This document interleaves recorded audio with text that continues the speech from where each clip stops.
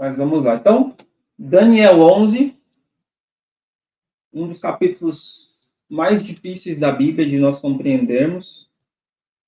E temos, então, duas figuras, basicamente, que serão tema de estudo, né? Para nós identificarmos. São os dois personagens principais que vão aparecer em Daniel 11, que é o Rei do Sul e o Rei do Norte.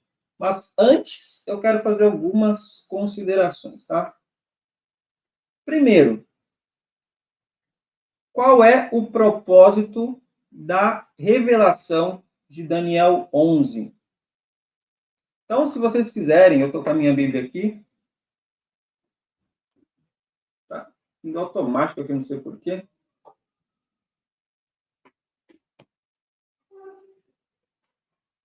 Eu estou com a minha Bíblia aqui. Abram aí em Daniel capítulo 10. Vocês já estudaram ele, mas eu quero só dar uma olhadinha nesse verso, porque ele é importante. Daniel 10, o verso 14.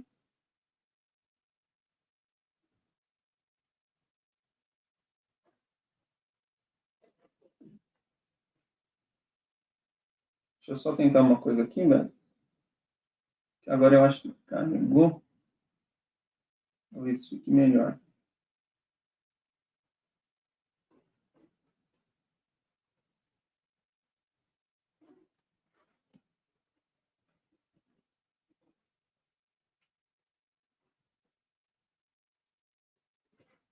Então, abra aí em Daniel 10. Faltou só. Peraí, eu vou tirar esse daqui. Esse aqui tá. Não tá correto. Só um minutinho, gente. Prometo que vai valer a pena.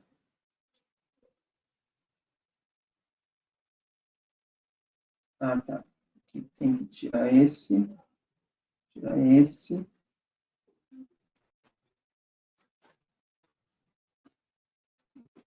Carrega aqui.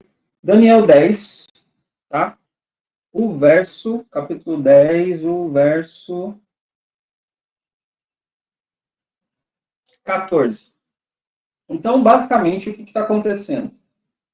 Como vocês já viram, estava tendo aquele problema ali a respeito dos reis, né, da Pérsia, e o propósito ali era que Deus estava encaminhando as coisas para que houvesse a reconstrução de Jerusalém.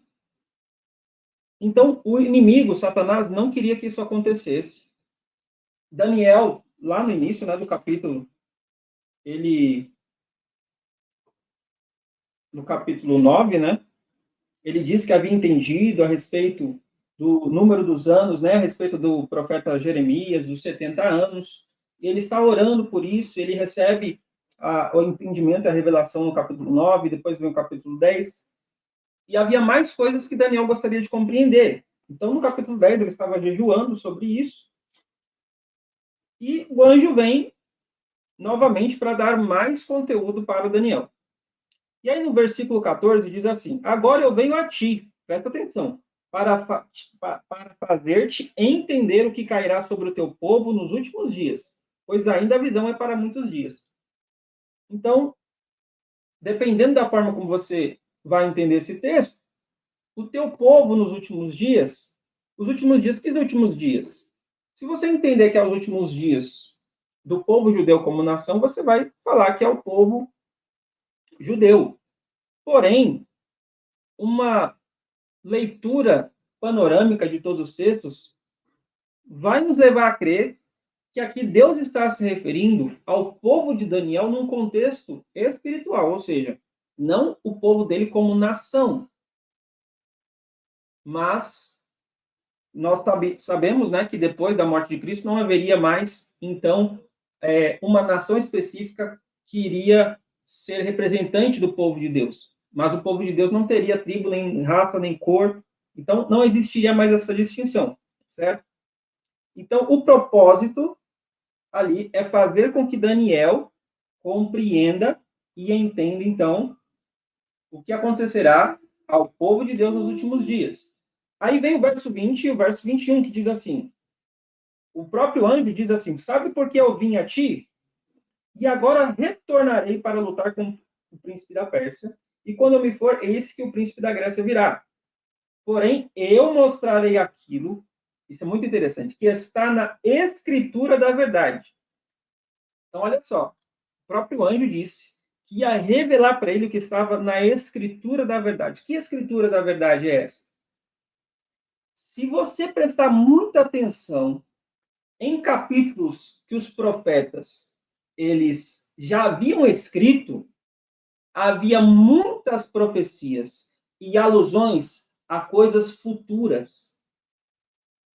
Então, por exemplo, a queda de Babilônia já havia sido predita antes, muito antes. O profeta já havia escrito que Babilônia iria cair. Isso está lá em Isaías, não vou recordar exatamente o capítulo e o verso, mas está lá em Isaías que Babilônia iria cair. A própria irmã White, no Patriarcas e Profetas, Profetas e Reis, ela reforça esse entendimento de que o profeta já havia predito a queda de Babilônia. E juntamente a isso, você encontra, Isaías, por exemplo, tem várias coisas que estão conectadas com o Apocalipse.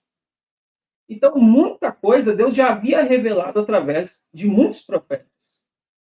Então, aqui, perceba que Daniel vai receber mais luz sobre o que aconteceria nos últimos dias.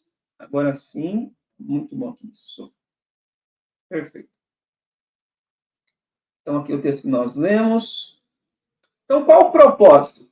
Declarar o que está escrito na Escritura da verdade. Para quem? Para Daniel e para aqueles que estudassem o seu livro. Então, quais são as maiores dificuldades que nós temos para interpretar o capítulo 11 de Daniel? Então, coloquei alguns pontos aqui. Primeiro, princípios corretos de interpretação. Muita confusão se faz porque as pessoas não conhecem, não levam em conta esses princípios. Mas não basta só ter esses princípios, conhecer eles. É preciso entender eles corretamente e aplicá-los corretamente. Eu vou citar um exemplo muito simples. Existem pessoas que dizem que usam a forma millerita de interpretação. Né? Os princípios que Miller estabeleceu para interpretar a Bíblia, inclusive, são princípios recomendados pela irmã White. Mas essas mesmas pessoas que dizem seguir esses princípios de interpretação, elas vão chegar a conclusões diferentes de um outro grupo que diz também seguir esses princípios de interpretação. Olha que curioso. Então, essa é uma dificuldade, compreender como usar realmente esses princípios. Encontrar o sentido correto dos textos originais. Então, se você tentar ler, principalmente várias traduções de Daniel 11, você vai perceber que algumas coisas ficou difícil para os tradutores. Então, às vezes, uma palavrinha, uma preposição, muda tudo. Vou dar um exemplo. Tem um verso aqui em Daniel 11, o verso 31. Deixa eu ver se é o 31 mesmo.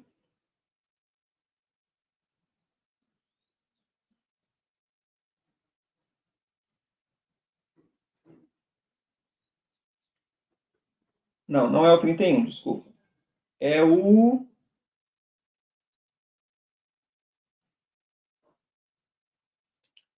Onde é que está aqui? Só um minuto. Daniel 11. É o texto, gente, que fala que o santuário seria jogado por terra.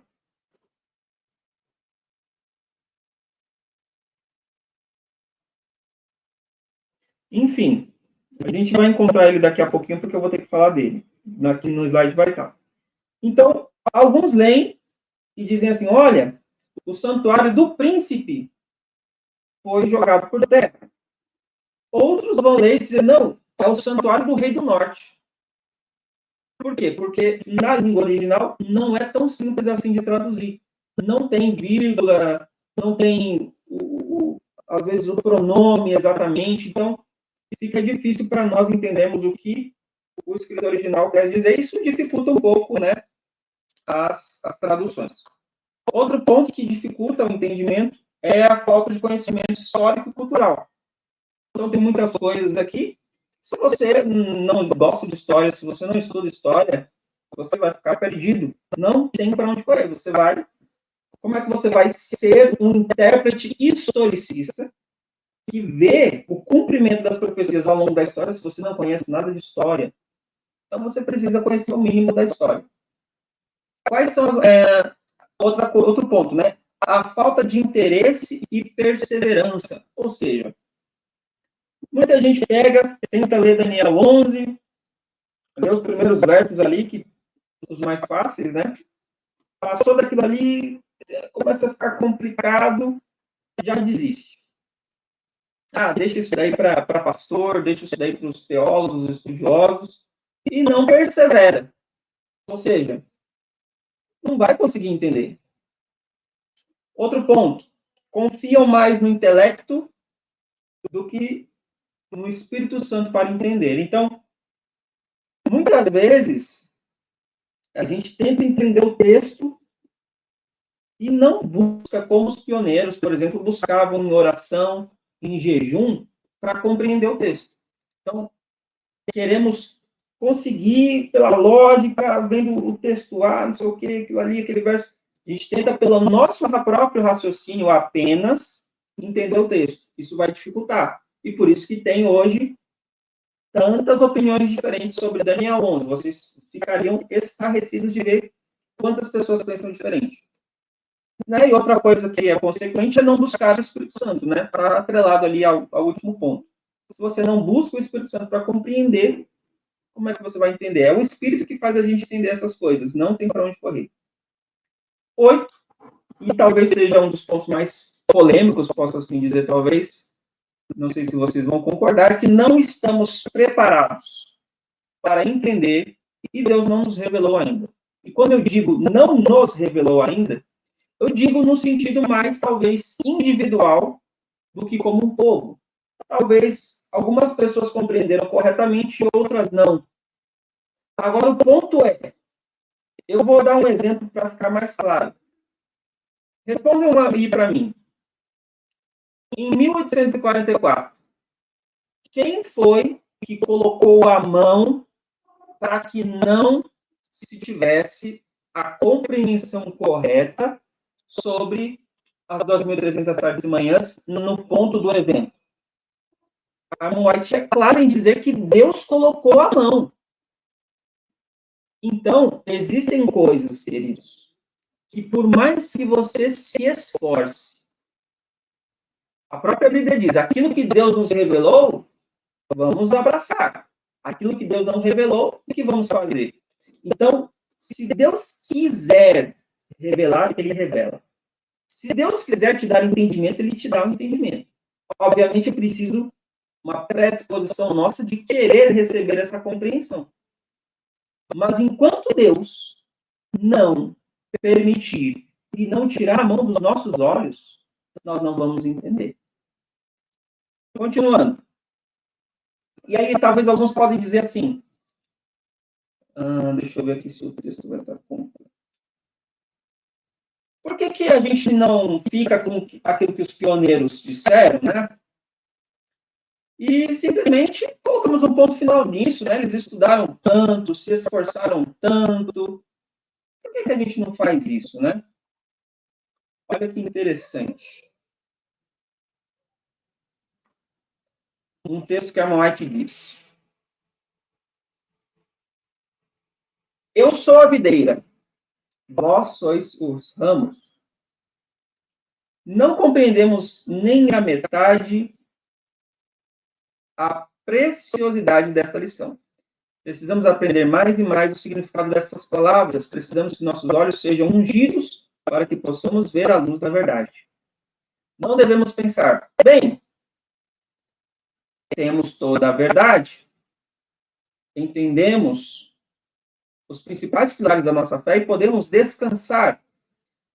Aí eu vou ter que ver aqui como é que eu vou fazer para vocês conseguirem. Eu vou ter que mudar mesmo aqui. Estou falando para vocês enxergarem. Tem alguma configuração, Beto, que dá para ajeitar isso ou não? Senão as pessoas acham que vão ficar todos cortados.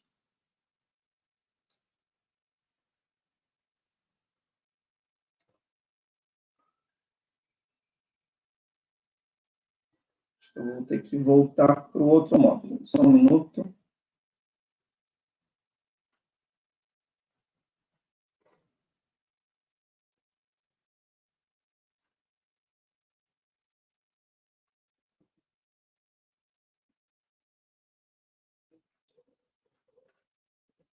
Para vocês não ficarem com o cortado aí. Então, vamos lá. Não podemos... entendemos os principais pilares da nossa fé e podemos... E aqui está passando sozinho. Descansar neste conhecimento. A verdade é uma verdade que avança e devemos andar na luz crescente. Um irmão perguntou o seguinte, olha o que o irmão perguntou. Irmão White, acha que devemos entender a verdade por nós mesmos? Por que não podemos tomar as verdades que outros reuniram e acreditar nelas? Porque eles investigaram os assuntos. E então seremos livres para prosseguir sem o esforço dos poderes da mente na investigação de todos esses assuntos? Você não acha que esses homens que trouxeram a verdade no passado foram inspirados por Deus? Presta muita atenção na resposta que ela vai dar. Não ouso dizer que eles não foram guiados por Deus, pois Cristo conduz a toda a verdade. Mas quando se trata de inspiração... Está mudando sozinho aqui, desculpa, gente. Quando se trata de inspiração, no sentido mais amplo da palavra, eu respondo: não.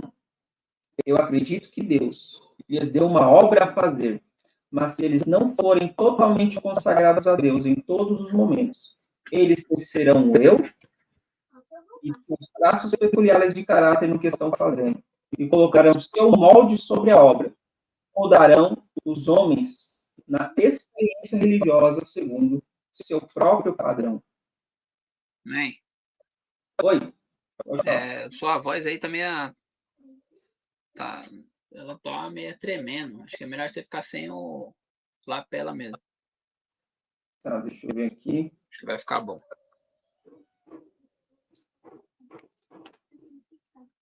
Vou fazer o seguinte.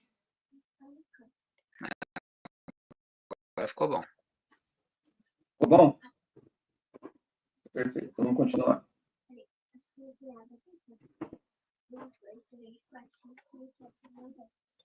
É perigoso para nós fazer da carne nosso braço. Devemos nos apoiar no braço do poder infinito. Deus tem nos revelado isso há anos. Devemos ter fé viva em nossos corações e buscar conhecimento maior e luz mais superior. Devemos ser capazes de apresentar a preciosa verdade no momento certo. Não afirmamos que nas doutrinas buscadas por aqueles que estudaram a palavra da verdade não pode haver algum erro, pois nenhum homem que vive é infalível. Então, desculpa aqui, peraí. Vocês viram aí o texto? Diz claramente que nós devemos buscar a verdade por nós mesmos, por mais que muitos tenham já escrito várias coisas, livros e mais livros e mais livros, nós devemos buscar por nós mesmos. E aí vem uma dúvida, né? Muitas pessoas, quando leem o livro de Daniel, elas questionam: mas e essa profecia? É literal ou é simbólica? E aí eu pergunto, mas será que é tão simples assim? Veja só, como que não é tão simples assim? Aqui diz que, no verso 15, é só um exemplo, tá? Daniel 11, verso 15, diz que o rei do norte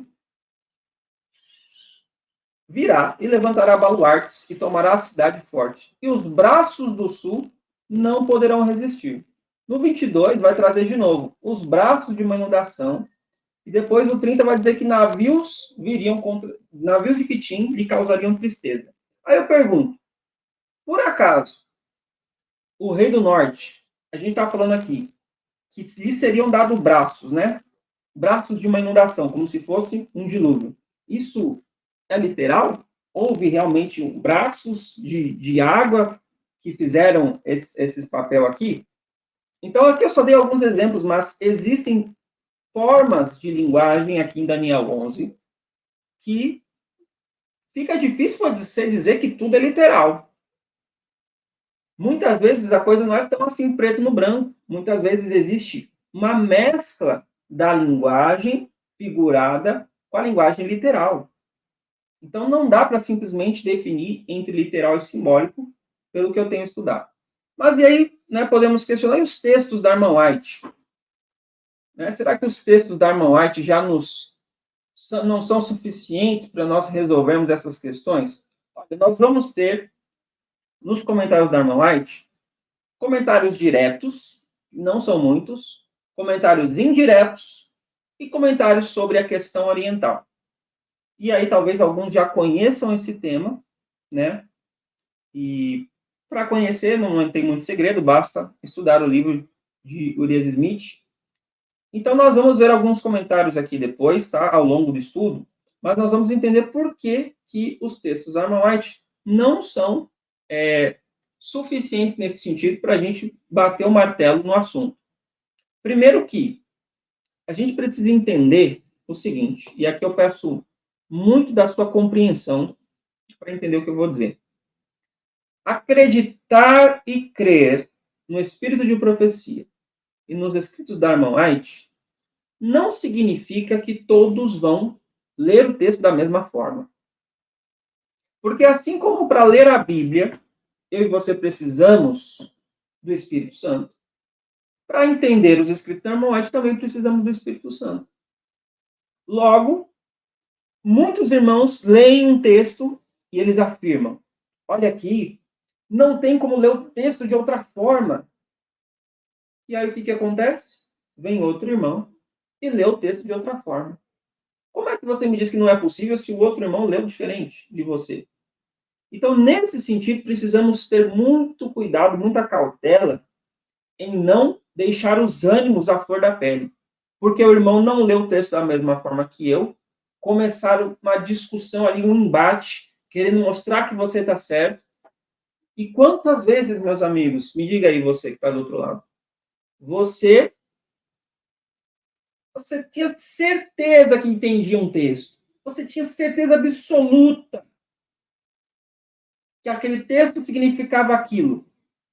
De repente vem um irmão que prega no púlpito, te dá outro entendimento e você faz, uau, agora eu entendi o texto, compreendia errado. Ou a própria irmã White, no seu livro, nos seus livros, interpreta um texto e você fala, como assim? Eu entendi esse texto dessa maneira e agora ela me diz que é para entender de outro jeito. Então não dá para confiar em nós mesmos. Não dá para confiar na nossa própria compreensão. E mesmo quando se trata dos escritos da irmã White, alguém pode ler um texto de um jeito e alguém pode ler o texto de outro, e com isso eu não estou relativizando. Eu estou apenas dizendo que você precisa aprender a respeitar a forma como a pessoa lê. E nem por isso a gente precisa chamar o outro de desonesto, de uma pessoa que não é sincera. Entende o que eu quero dizer? Porque automaticamente, quando você diz que a pessoa não está sendo honesta com o texto, você está falando que ela é uma mentirosa. Você está dizendo que ela está sendo desonesta, ou seja, que ela, por própria intenção, ela não quer entender o texto, sendo que quem sabe só o que passa no coração é Deus. Então, às vezes, eu vejo de vários lados, né? Alguns que defendem uma posição, não só Daniel 11, mas como outros assuntos, e aí eles acusam o outro de, olha só, coitados, estão no erro, não querem aceitar a verdade. e um fica acusando o outro. Então fica difícil desse jeito. Então, enquanto a gente não deixar o eu morrer, buscar em oração, e principalmente, por mais que você tenha a compreensão correta, eu gosto muito desse exemplo. Em 1844, muitos ali que não apoiavam Miller, que atacavam e criticavam ele, colocavam um texto lá, ó. Ninguém sabe nem o dia nem a hora em que o Filho do Homem virá. E aí? Eles estavam certos ou não? Estavam certos, mas Armand White vai dizer que eles não tinham o espírito correto. Eles não queriam ver Jesus voltar. Então, de nada adianta você ter um entendimento da profecia correta e não ter o espírito certo. Então, antes de buscar ter o conhecimento da interpretação correta, é mais importante você ter o espírito correto, o espírito de Cristo. Continuando. Então, nós vamos ver alguns textos da Armand White, mas pelo que eu tenho estudado, já coloco aqui esse ponto, que se os textos da Armand White eles fossem tão, digamos, fechassem a questão tão claramente assim, nós não teríamos simpósios. O que é um simpósio? Teólogos, leigos, pastores se reúnem de anos em anos para encontros onde eles vão apresentar suas visões sobre aquele tema. E ali são apresentadas visões diferentes. E como eu acabei de falar, todos têm acesso aos escritos da Armand White, alegam crer no espírito de profecia, mas nem por isso todos têm o mesmo entendimento sobre o texto. Então, se fosse o caso, né, nós não teríamos uma diversificação tão grande na compreensão. Aí eu acho interessante, né, coloquei aqui, apenas por uma curiosidade, ver se eu consigo mostrar para vocês de outro jeito. Eu coloquei aqui nessa imagem, né, não sei quantos conhecem, essa imagem aí do meio, de um trono, de um seriado, que ficou muito conhecido. Na época que eu estava fora da igreja, eu tive o desprazer de ver essa série, né? Tinha prazer nessas coisas, hoje já não assisto mais. Mas o interessante é o seguinte, queridos. Você acha que o diabo entende de profecia? O diabo entende muito de profecia. Ele estuda muito mais que muitos cristãos e muitos adventistas. E ele entende aqui o que está acontecendo aqui nesse contexto, ele entende o que vai acontecer no final. Agora, olha que interessante. Você tem, então, a figura do Rei do Sul, do Rei do Norte, ali em Daniel 11, e um seriado muito famoso, Game of Thrones, que eu não recomendo que vocês assistam, tá? Só estou citando aqui a resenha. É muito interessante porque o seriado traz essa temática, onde existem vários reis numa região ali, uma terra mitológica ali, enfim. E os principais embates que tem é que rei que vai sentar em qual trono. Então, tem diversos reinos e o termo está lá no filme, o Rei do Norte e o Rei do Sul. E eles ficam ali naquele embate para ver quem é que vai dominar quem, e daqui a pouco eles não querem mais ocupar só a sua região, eles querem dominar o outro, e a coisa vai indo. Muito sangue, muito massacre, muito engano. Parece uma caricatura de Daniel 11. É sério, é muito similar. É casamento para cá, casamento para lá. Gente, eu estou falando para vocês, só se vocês, não precisam, vou repetir, não assistam, não se exponham a isso. Mas se você só lê o enredo, o resumo, só lê o enredo mais ou menos como você vai falar, mas como parece com Daniel 11, né? Agora, o que é interessante nisso aqui, sabe o quê? Os vilões, no caso do seriado, inclusive, né, nem comentei aqui, tem dragão também na série, né? Isso lembra Apocalipse. Mas o vilão da série é esse cidadão aqui que parece um homem de gelo. E o nome que é dado para o seu grupo, né, que é um grupo de mortos-vivos, digamos assim, são caminhantes ou vagantes brancos. Então, é muito curioso, né, como que Satanás ele brinca com as coisas. Então, geralmente, o que era mal era representado pelo preto, né? Agora, o que é mal é representado pelo branco. Todos esses seres aí que vão, que querem, digamos assim, dominar esse mundo aí, eles são chamados de caminhantes, vagantes brancos. E no final de tanta morte, tanto massacre de rei aqui, de rei ali, o que eles têm que fazer? Olha que curioso. Eles precisam unir forças para combater esses caminhantes vagantes brancos. Muito similar ao que acontece no final de Daniel 11, onde não existe mais rei do sul, rei do norte. Um deles é derrotado e eles se voltam contra quem?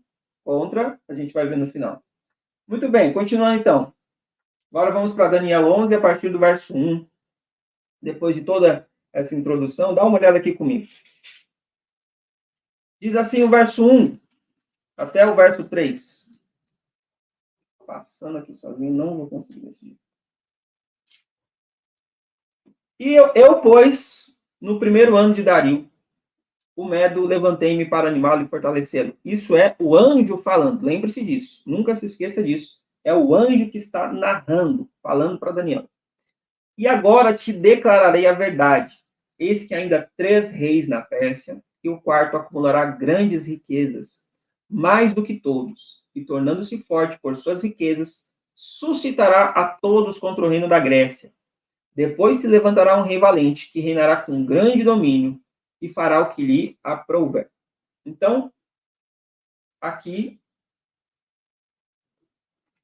nós temos, falando já, identificando os reinos, muito fácil, a Medo-Pérsia e a Grécia, que foram anteriormente representados pelo urso e pelo leopardo de 4 cabeças.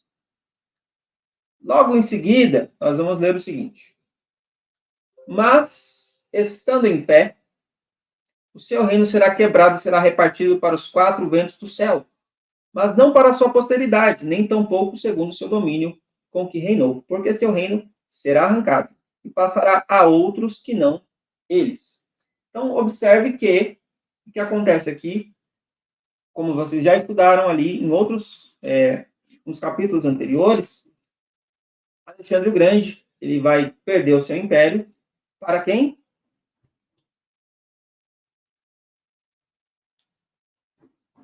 Simplesmente vai morrer. Ele não é derrotado. Ele morre e, como ele não tem um herdeiro ali para assumir o trono, simplesmente os seus comandantes, os seus principais comandantes, começam a guerrear entre si, disputar quem vai ficar com quem. Não eram só 4, tá? Só para deixar bem claro, existiam mais homens, mas os que conseguiram se consolidar e realmente dividir ali os territórios depois de um acordo foram quem? Os 4 que nós já conhecemos. Vou colocar aqui. Seleuco, Ptolomeu, Lisímaco e Cassandro. O que vai acontecer é que nessa briga aí, nesse monte de conflitos, Cassandro e Lisímaco vão perder os seus territórios, eles vão ser conquistados por esses dois, Seleuco e Ptolomeu. E os dois vão ser automaticamente chamados de rei do norte e rei do sul. Então, inicialmente, eles são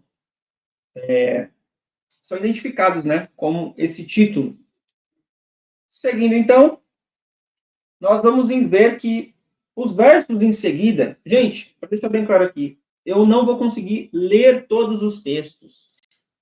É sério, não tem como, a gente precisaria de uma vigília inteira para conseguir ler todos os versos e ver todas as possíveis interpretações. Tá? Depois eu vou recomendar um vídeo para vocês assistirem, só para vocês terem um panorama de quão diversificado é a compreensão aqui dos versos. Então, tradicionalmente, do versos 4 a mais ou menos o verso 20, o que nós vamos ver é esse embate entre esses reis. Por que reis? Não só no sentido de serem dois, mas vocês vão perceber que o tempo vai passando. Morre um, se levanta outro. Então a gente já percebe que o rei do sul não é uma pessoa.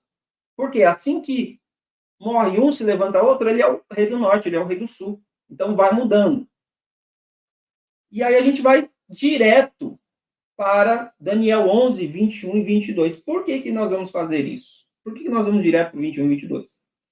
Veja bem, para um capítulo tão complexo, cheio de detalhes, eu acredito que o que nós podemos fazer para conseguir encontrar um porto seguro, um local onde nós possamos realmente colocar ali um alicerce, é encontrarmos o que eu chamo de checkpoint, ou ponto de segurança, que é onde nós vamos encontrar informações que já estão relacionadas com o que nós já estudamos. Então, observe que vocês já devem ter percebido que aqui as profecias, o que vai sendo revelado a Daniel, é repetitivo, mas também é acrescentado detalhes. Então, repetição, ampliação, repetição, ampliação. Informações que não tinham antes vão sendo acrescentadas. Então, o verso 21 a 22 vai dizer que depois se levantará em seu lugar um homem vil, a qual não tinham dado a dignidade real, mas ele virá caladamente e tornará o reino com engano, tomará o reino com engano. E com os braços de uma inundação serão varridos de diante dele e serão quebrantados, como também o príncipe da aliança. Só um pequeno parênteses aqui, só para vocês entenderem a dificuldade de bater o martelo nos versos. Jacques Ducan, por exemplo, que é um grande nome conhecido hoje na interpretação de Daniel e das profecias, Jacques Ducan, a partir aqui do verso 4, onde a grande maioria dos intérpretes vê esse embate entre Ptolomeu e Seleuco e seus sucessores, Jacques Ducan não vê isso. Ele já entende que a partir ali do verso 5, o combate se torna um combate mais de teor espiritual. Então, ele já vai introduzir aqui, tá? Ele já vai introduzir Roma, tá bom? Ele não vai enxergar todos esses embates. Ele vai ver, por exemplo, essa questão do casamento aqui, que existe ali, como uma espécie de figura de linguagem, tá?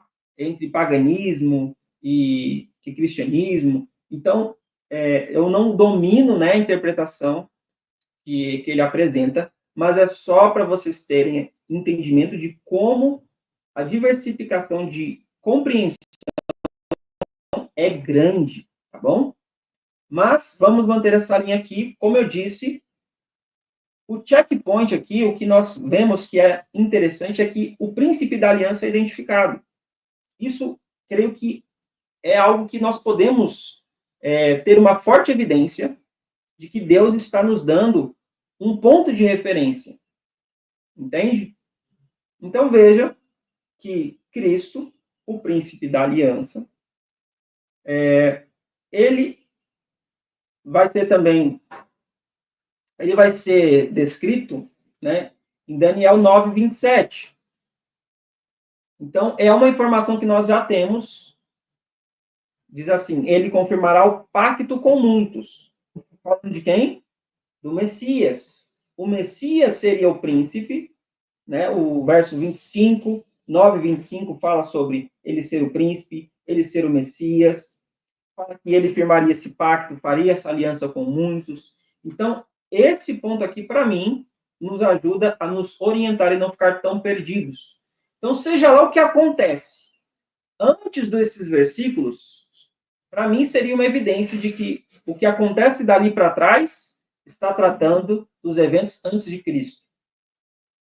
E o príncipe da aliança aqui, que foi quebrantado, nós identificamos aqui o momento da morte de Cristo, o momento quando ele firmaria a aliança, ele seria cortado, seria quebrado. E o verso 23 vai nos ajudar a ter mais certeza de que estamos falando de Cristo. Por quê? E que após esse verso, nós estaremos falando do que acontece depois da morte de Cristo. Veja só. E depois que o pacto for feito com ele, usará de engano e subirá e se tornará forte com pouca gente. Então o texto está dizendo assim, olha, depois que o pacto for feito pelo príncipe, o rei do norte fará o quê? Trabalhará enganosamente, como algumas traduções dizem. E tornar-se-á forte com pouca gente. Então veja que a forma como Roma, não sei se vocês já assistiram seriados ou documentários que falam sobre, que tratam da temática romana, os romanos, eles eram muito assim, de astúcia, de engano. Realmente, eles não gostavam, assim, do confronto direto. A estratégia deles era sempre o engano.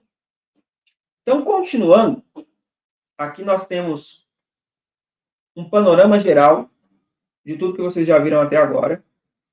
Então, nós temos ali os elementos que estão relacionados. Cabeça da estátua com o leão, os peitos e os braços de prata relacionados com o urso, que também é representado pelo bode, pelo carneiro de 2 chifres, tá bom?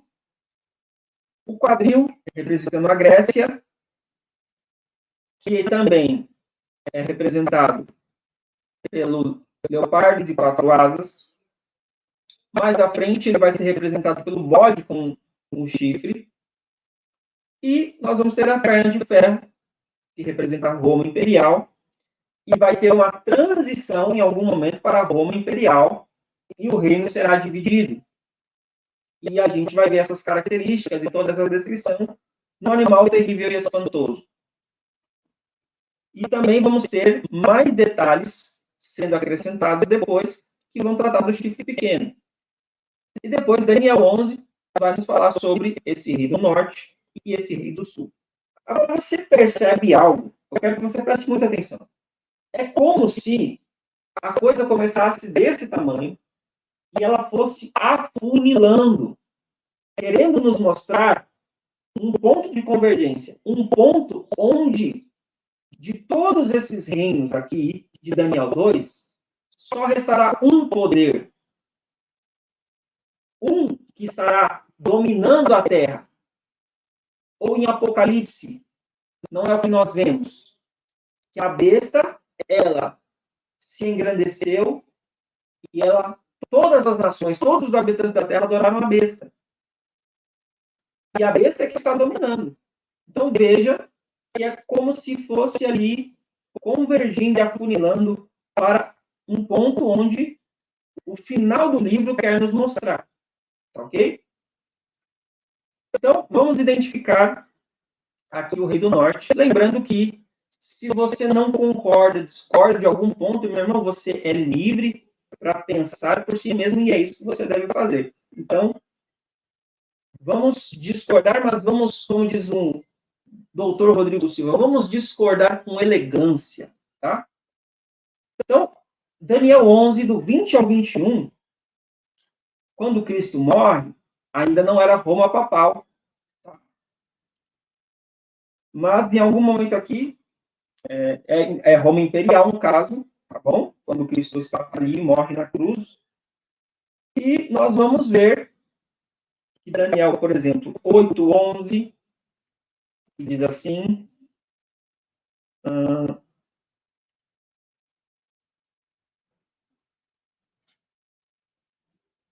Desculpa, 9:27. O 9:27, né, como eu já li, que trata justamente da morte de Cristo e também trata da destruição de Jerusalém, tá? O 8:11 aqui foi colocado de forma equivocada, não é esse verso que eu queria. E aí a gente vai, em algum momento, ver o surgimento, a transformação. Lembrando, gente, que isso não é da noite para o dia. Existe uma transição, tá? Vai existir a transformação de Roma imperial em Roma papal. Então, lá no verso 30 a 31, nós não vamos ler todos os versos, como eu disse, mas se você já entendeu que o príncipe do pacto ser quebrado é um checkpoint, então basta você estudar a história e tentar aqui ver o que se enquadra mais com esses versos posteriores. Por quê? Porque Roma imperial não deixou de existir quando Cristo morreu na cruz. Permaneceu ainda por algum tempo antes de se tornar Roma papal. Agora, no verso 30 e 31 diz assim: porque virão contra ele quem? Contra o rei do norte, navios de Quitim, que lhe causarão tristeza, e voltará e se indignará contra a Santa Aliança. Deixa eu abrir um parênteses aqui.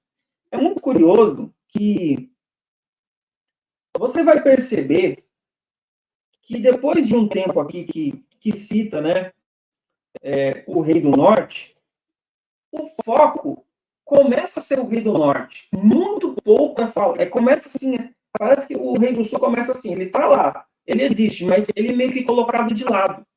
Parece que o foco das atividades é sempre o rei do norte. O anjo vai usar muito mais vocabulário, muito mais detalhes, muito mais palavras para falar sobre o rei do norte. Então, diz assim que esses navios de Quitim lhe causarão tristeza. E voltará e se indignará contra a Santa Aliança. Ou seja, perceba como eu falei, quando a gente fala de literal ou simbólico, navios não atacam ninguém sozinho. Logo, isso só pode ser um símbolo para um povo que atacou de alguma maneira o rei do norte. Ninguém se volta contra uma aliança em si. A aliança em si é algo abstrato. O que significa? É que esse poder se indignará contra esses que fizeram a aliança com o príncipe do pacto, ou seja, contra os cristãos, e fará o que lhe aprouver. Voltará e atenderá aos que tiverem abandonado a Santa Aliança. Então, percebe? Ele ataca esses que participam da Santa Aliança, e os que abandonam a Santa Aliança, ele, coloca perto de si. E aí diz assim, dele sairão forças, em outra tradução, braços. Então, veja, braços, se você procurar na sua Bíblia aí, várias vezes em que aparece a palavra braços, por exemplo, Deus salvou o seu povo com o braço estendido. O braço da sua força. Não, o braço, nesse sentido, no texto, é usado no sentido de um poder. Seja ele um poder militar, ou seja, um poder espiritual. Mas o ponto é que é um poder, é uma força. Não um braço, necessariamente, que Roma não tinha braços. Roma é um país, uma nação. Então, dele sairão forças que profanarão o santuário e a fortaleza. E olha como que a gente já começa a ter dificuldades com a tradução. Por quê? Aqui fica difícil para os tradutores colocar santuário e fortaleza, se está falando da mesma coisa, se são coisas diferentes. Alguns vão entender que o santuário é a fortaleza no sentido de que nós devemos nos achegar ao santuário. Outros vão entender que, em alguns momentos, o santuário é a própria sede de Roma. Então, as interpretações aqui elas vão ficando cada vez mais divididas. Quanto mais você avança em Daniel 11, mais as interpretações vão divergir.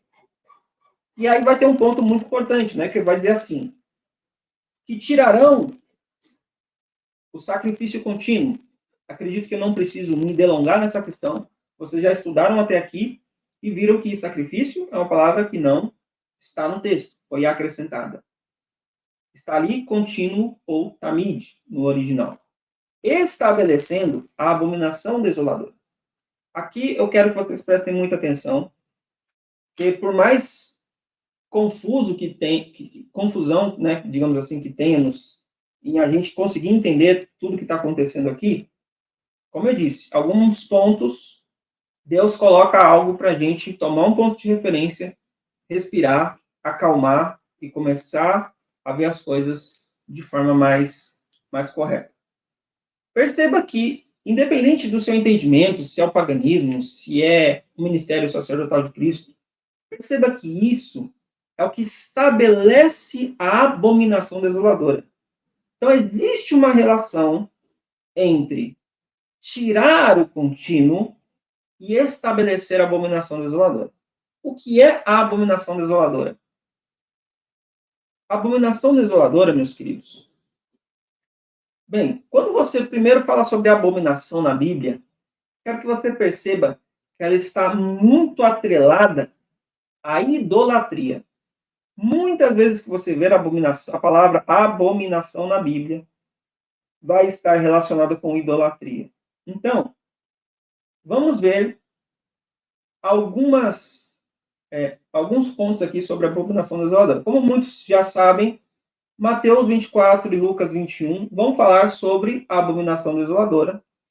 Enquanto um fala abominação desoladora, outro fala sobre Jerusalém cercada de exércitos. Então, Jesus que disse, né? Foi Jesus que disse, quando virdes o abominável da desolação, né? Enfim. Enquanto o outro diz, Jerusalém cercada de exércitos, querendo mostrar que é a mesma coisa. Sabei que então é chegada a sua desolação. Desolação. Agora, veja, em Daniel 9:27, esse é o único texto que vai fazer sentido a qual Cristo se referiu quando falou sobre o abominável da desolação. Por quê? Porque os próprios evangelistas estão relacionando a destruição de Jerusalém cercada de exércitos, à abominação. E perceba o seguinte, lá em Daniel 9:27, que nós já lemos, mas vamos dar uma olhadinha de novo, é justamente que diz o quê? Ele confirmará o pacto com muitos por uma semana. No meio da semana, ele fará cessar o sacrifício e a oblação. E pela disseminação, em algumas traduções trazem pelas asas das abominações, ele a desolará. Desolará o quê? Desolará Jerusalém. Até a consumação. E aquilo determinado será derramado sobre o desolado. Agora, olha que interessante. O verso 26, muitas pessoas não percebem, mas eles não estão em sequência corrida. O verso 26 e 27 são dois versos que estão falando sobre a mesma coisa de forma diferente. Observe. Após 72 semanas, o Messias será cortado, porém, não por si mesmo. E o povo do príncipe que virá destruirá a cidade e o santuário. E o seu fim será com uma inundação. E até o final da guerra, desolações estão determinadas. Eu não vou entrar aqui na questão do povo que destrói a cidade e o santuário, mas, bem resumido e bem enxugado, existe um entendimento também de que esse povo que destrói a cidade e o santuário do povo judeu é o próprio povo judeu. Mas como assim? Em que sentido? Lembra quando Armand White diz assim que foi o próprio povo judeu que trouxe o castigo, o juízo de Deus sobre si? Então, as desolações, as abominações do povo, a rejeição do Messias nesse sentido, foi o que trouxe a destruição de Jerusalém. Ok? Então, esse texto é mais claro falando sobre a destruição de Jerusalém relacionada à abominação desoladora. Agora, voltando para o Daniel 11, aqui a gente vai perceber que essa abominação é diferente. A própria Ellen White vai tratar da abominação da desolação de várias maneiras diferentes. Por isso que eu digo, é literal, é simbólico. Muitas vezes a coisa não é tão preto no branco. Tem textos que eles é como se eles ecoassem pelas eras, tratando de algo numa determinada época, mas se aplicando ao futuro em outro sentido. Observe.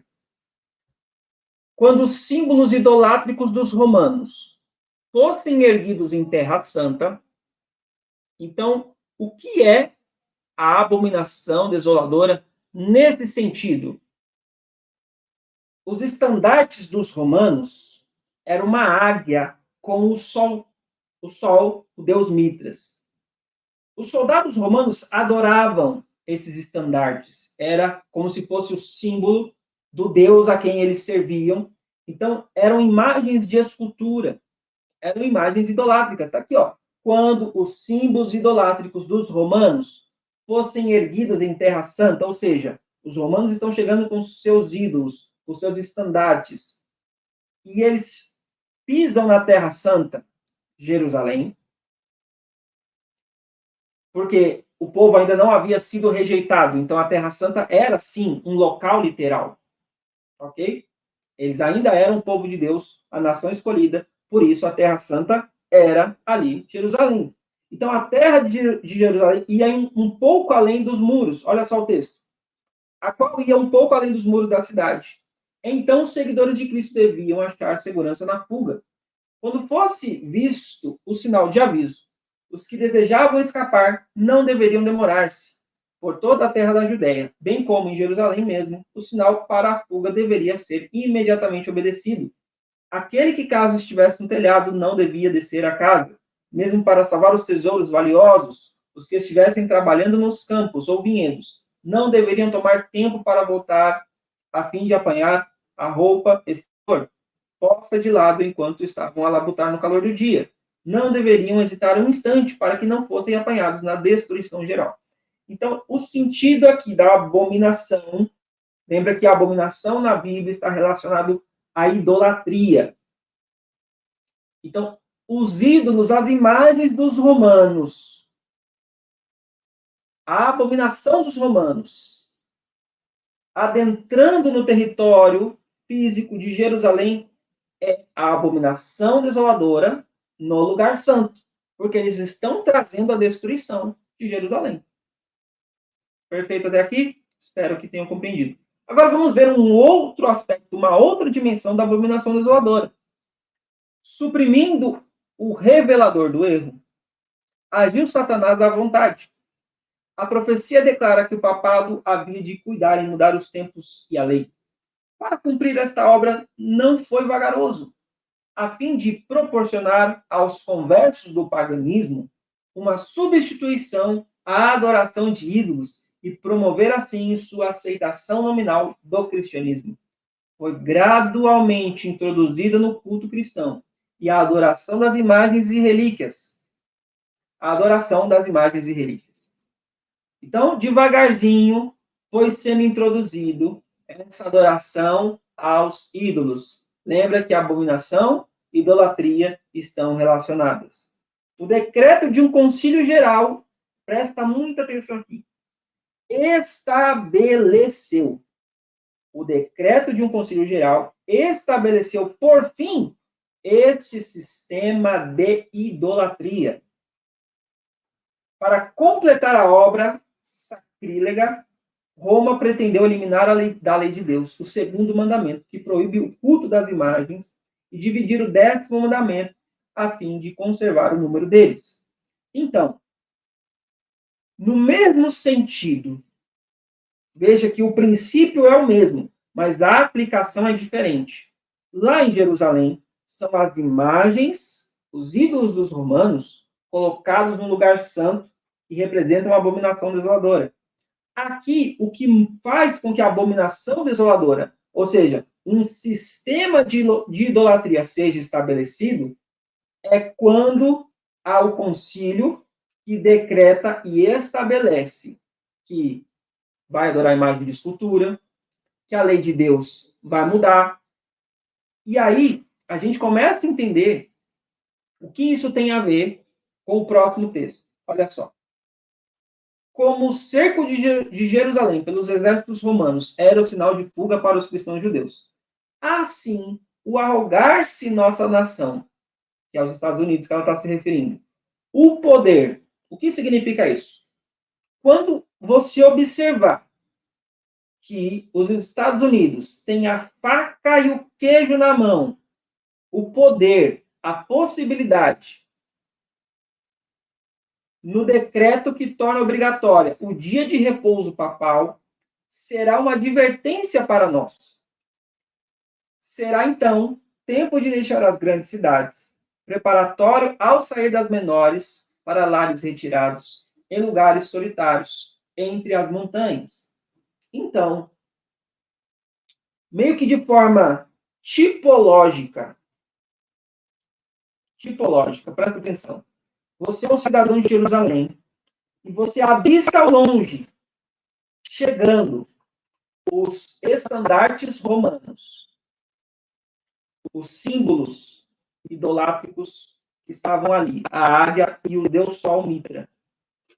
Da mesma forma, nós cristãos hoje, ao observarmos que se aproxima a mudança, o sábado ídolo.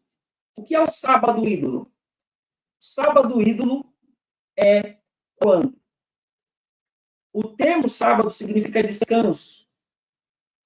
O sábado verdadeiro é o sétimo dia. Ele é original. Então, quando você faz a mudança, dizendo que o descanso é para ser feito no primeiro dia, você está colocando um ídolo, um dia ídolo, no local do que era sagrado. Você está trocando. É nesse sentido que a abominação da desolação é estabelecida quando o decreto trocando o sábado pelo domingo for, então, feito. Então, o princípio é o mesmo, mas as aplicações são diferentes. E agora, um último princípio, uma última dimensão, para vocês verem como o termo abominação da desolação é amplo. Não é só a destruição de Jerusalém, mas eles estão relacionados nesse sentido, quando algo idolátrico é colocado no lugar do sagrado. Aqui esse texto, que foi muito difícil de achar esse texto, ele não está traduzido para o português completo, tem só um pedaço lá, em Verdade sobre os Anjos. Eu mostrei esse texto aqui na outra vigília que eu participei aqui com o Roberto, falando sobre a personificação de Satanás. Então, qual é o contexto desse texto? Armand White está falando sobre o momento em que Satanás irá personificar a Cristo. E aí, então, já fechou a porta da graça, já está no tempo de angústia, e todos estão sendo perseguidos. Olha o que ela diz. Mais um esforço. E então, o último artifício de Satanás é empregado. Ele ouve o clamor incessante para que Cristo venha. Quem é que está clamando para que Cristo venha? Os salvos, os que estão selados, os 144 mil, que estão sendo perseguidos pelos ímpios. Ele ouve o clamor incessante para que Cristo venha, para que Cristo os liberte. Então, ali, sendo perseguidos e clamando, Senhor, volte, volte, volte. Esta última estratégia é personificar Cristo e fazer-nos pensar que suas orações são respondidas. Olha só, Satanás vai querer enganar até os escolhidos, até nesse momento. Até os selados ele vai tentar enganar, queridos. Tentando personificar Cristo e fazer com que eles pensem que as orações estão sendo respondidas. Agora, olha o que ela diz. Mas isso responde, tá? Isso aqui é uma tradução literal, tá bom? Da internet. Eu acredito, penso, eu posso até consultar depois alguém que entende mais do que eu de inglês. Mas eu acredito que aqui a tradução correta seria corresponde, né? Mas isso responde à última obra do encerramento. Então, veja que ela está dizendo aqui que a última obra, a última tentativa do inimigo, a última arma que ele vai usar. E ela vai descrever o quê? A abominação da desolação que está no lugar santo. Então, Nesse sentido, Satanás, que não é Cristo, tentando se colocar no lugar de Cristo, é uma abominação. Do mesmo sentido, um homem que se diz ter a autoridade de Deus, tentar tomar o lugar de Deus, é uma abominação. Colocar o sábado, trocar o sábado, colocar o domingo no lugar, é uma abominação. Vocês estão entendendo o sentido da palavra abominação desoladora? Então, identificando o Rei do Norte, nós vimos então que Daniel 30 a 39, em algum momento aqui, vai haver uma transição, tá?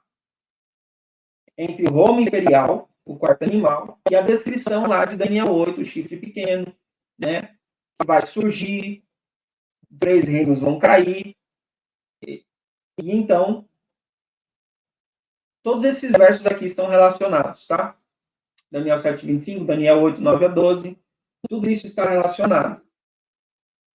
Então, por mais que existam aqui várias descrições, você vai perceber que em algum momento isso vai acontecer aqui nesse verso, tá bom? Agora veja, nós temos um texto muito precioso da irmã White para nos ajudar a nos novamente localizar. Lembra do checkpoint? O príncipe do pacto, o príncipe da aliança, a forma como o rei do brilhante ao chifre pequeno, tudo isso vai nos dando pistas e evidências por onde a gente deve caminhar. Agora, esse texto aqui vai nos dar muita luz. Veja só. A profecia, no 11º capítulo de Daniel, quase atingiu seu cumprimento final. Grande parte da história que aconteceu em cumprimento dessa profecia será repetida. Então, ela está dizendo que já se cumpriu uma parte e que ela vai se repetir. Não é que a profecia vai se repetir, mas vai acontecer cenas semelhantes. No verso 30 é mencionado um poder que será entristecido e voltará e se indignará contra o santo pacto. Assim fará e voltará e terá inteligência com os que abandonam a santa aliança. Esses são os versos do 31 ao 36. Cenas similares àquelas descritas nesses versos acontecerão. Então, veja, ela vai citar o verso 31 até o 36 e vai dizer que as cenas similares a essas vão acontecer no futuro. Então, vamos ler aqui Daniel 31 a 36. Braços serão colocados sobre ele, que profanarão o santuário e a fortaleza, tirarão o contínuo, estabelecendo a abominação desoladora. E os violadores da aliança, ele com lisonjas perverterá. Mas o povo que conhece ao seu Deus se tornará forte e fará proezas. E os entendidos entre o povo ensinarão a muitos. Todavia cairão pela espada e pelo fogo, e pelo cativeiro e pelo roubo, por muitos dias. E caindo eles, serão ajudados com pequeno socorro, mas muitos se juntarão a eles com lisonjas. E alguns dos entendidos cairão, para serem provados, purificados e embranquecidos até o fim do tempo. Porque será ainda para o tempo determinado. E este rei fará conforme a sua vontade, e levantar-se-á, e engrandecer-se-á sobre todo Deus, e contra o Deus dos deuses falará coisas espantosas, e será próspero até que a ira se complete, porque aquilo que está determinado será feito. Então, percebe que uma linguagem, ela é muito similar àquilo que o chifre pequeno faz. Não tem muito para onde a gente correr. É muito similar. Então, e tem um ponto muito importante aqui, né? Que diz que é até o tempo do fim. Quando? 1798. Então, isso aqui já ajudou a gente demais. Nos deu um norte, assim, incrível para prosseguir. Porque ela está dizendo que isso aqui já se cumpriu. Que cenas semelhantes no futuro vão acontecer. E ela continua dizendo o seguinte: vemos evidência de que Satanás está rapidamente obtendo o controle de mentes humanas que não têm o temor de Deus perante eles, que todos leiam e entendam as profecias deste livro, pois estamos agora entrando no tempo de angústia mencionado em Daniel 12. O Espírito do Senhor está se retirando do mundo.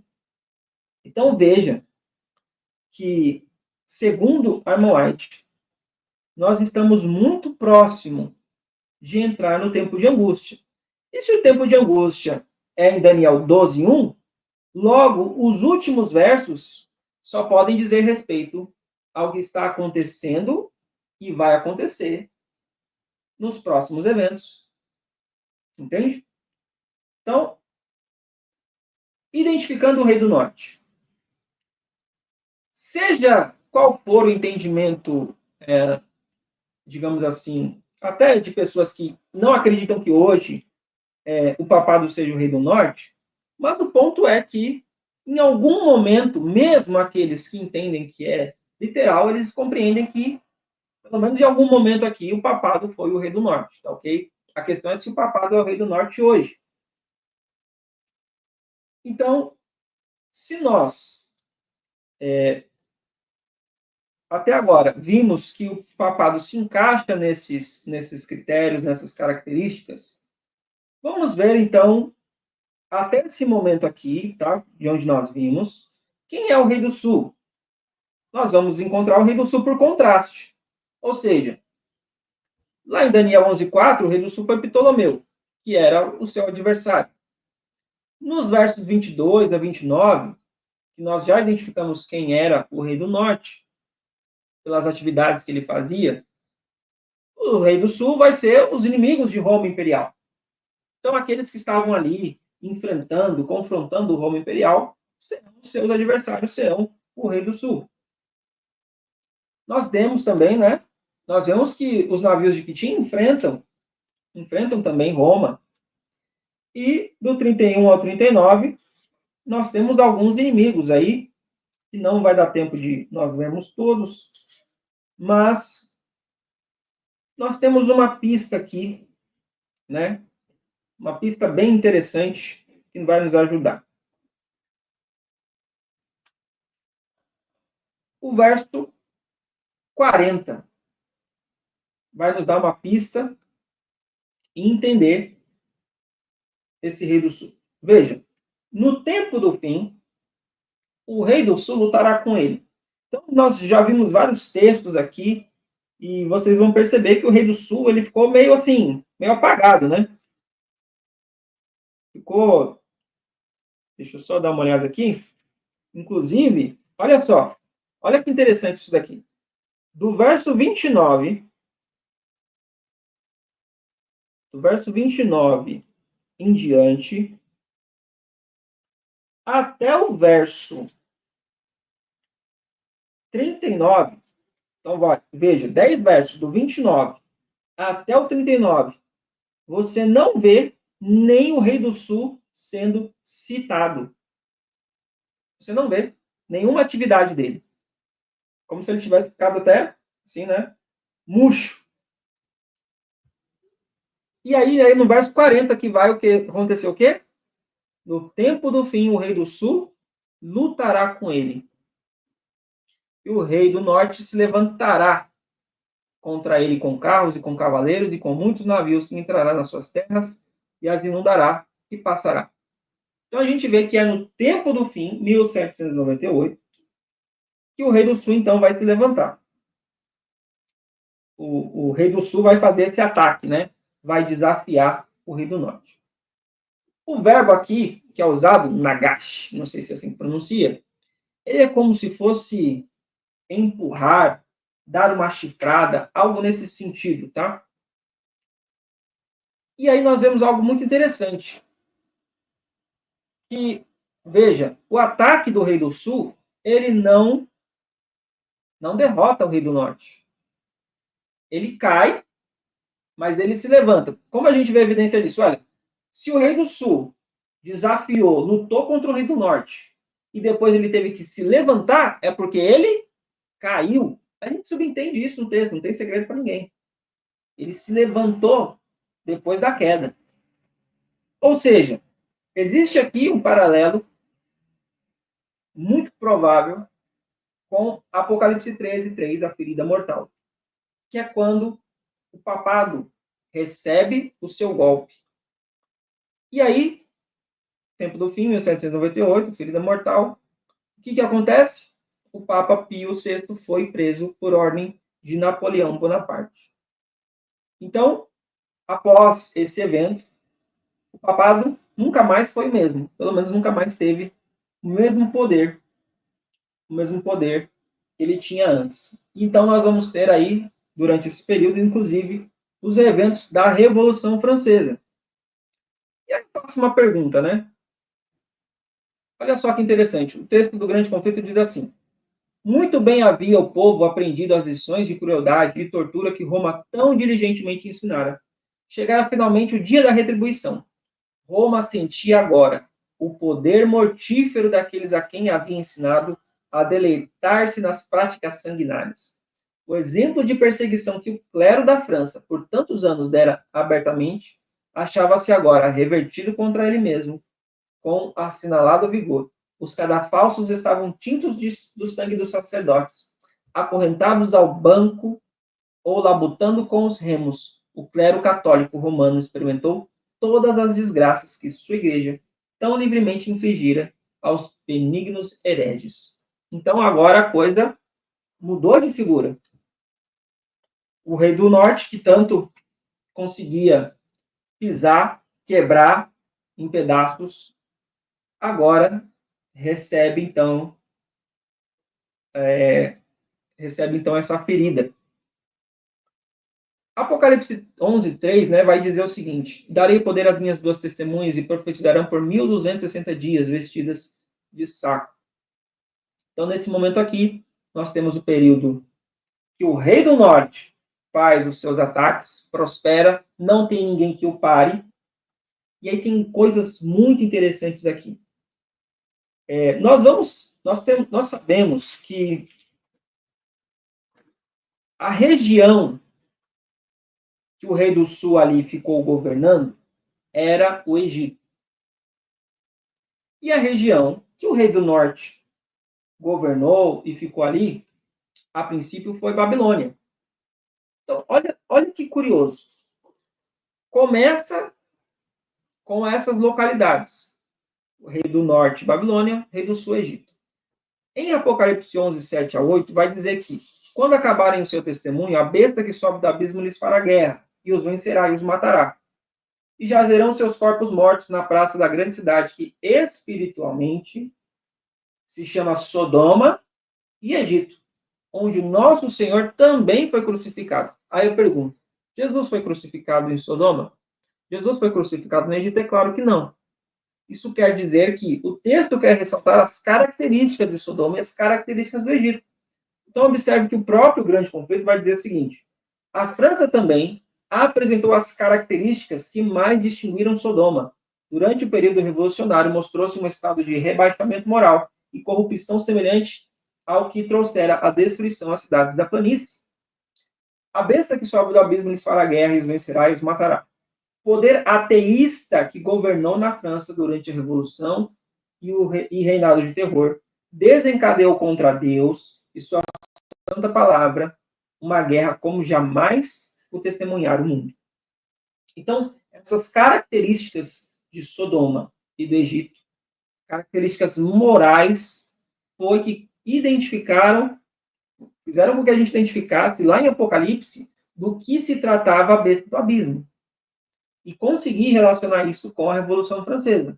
Agora, veja, com blasfema ousadia, que se diria incrível, disse um dos pais da nova ordem: Deus, se existes, vingai vosso nome injuriado. Eu vos desafio, conservai-vos em silêncio, não ousais fazer uso de vossos trovões.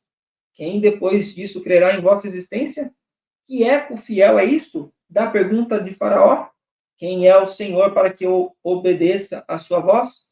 Não conheço o Senhor. E nesse sentido de não conheço o Senhor, aqui não é que nunca ouviu falar, é um desafio rebelde, entende? Então, enquanto você tem um rei do norte que alega uma cristandade, alega uma piedade, alega servir a Deus e ainda assim tem as suas abominações, nós temos um outro poder que se declara contrário totalmente a qualquer tipo de Deus e acaba, no fim das contas, estabelecendo a si mesmo como um Deus. Então, Sodoma, representando licenciosidade, imoralidade, enquanto o Egito, ateísmo e humanismo, ou seja, o ser humano como sendo.